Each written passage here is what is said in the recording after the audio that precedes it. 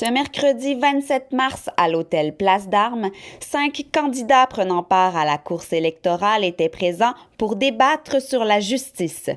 Ils ont dû s'exprimer, entre autres, sur un enjeu majeur qui préoccupe le barreau du Québec, l'accès à la justice. C'est sûr que l'accès à la justice est déterminant. On a parlé d'informatisation en justice. Ça prend un investissement pour informatiser la justice. Ça va faire sauver des sous aux citoyens.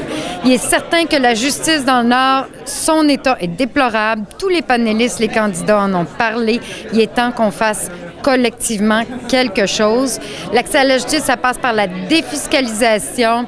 Qu'on envisage des mesures fiscales. Le barreau plaide pour ça et moi je me suis engagé à ce que dans les prochains budgets du gouvernement du Québec, il y ait toujours un paragraphe ou deux sur la justice qui pourrait comprendre des mesures fiscales. Évidemment, il faudra que ce soit des mesures peu coûteuses pour l'État compte tenu de nos finances publiques. Des fois, je dis en blague, si on continue pendant 5 ans à proposer des mesures comme on l'a fait depuis 18 mois, je pense qu'on va aboutir à quelque chose qui va avoir pas mal d'allure dans quelques années. Encore faut-il que vous soyez bien sûr, ça c'est les électeurs qui vont décider le 7 avril prochain. Malgré les dernières mesures prises par le Parti québécois, il y a encore beaucoup à faire pour que notre système judiciaire retrouve sa bonne forme.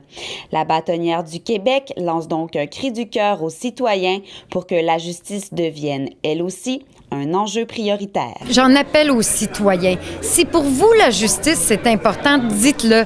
Posez des questions aux candidats. Demandez aux partis de prendre politique sur les enjeux de justice. Et il faut dire haut et fort que notre système de justice a besoin d'oxygène et que les citoyens souhaitent qu'on s'en occupe.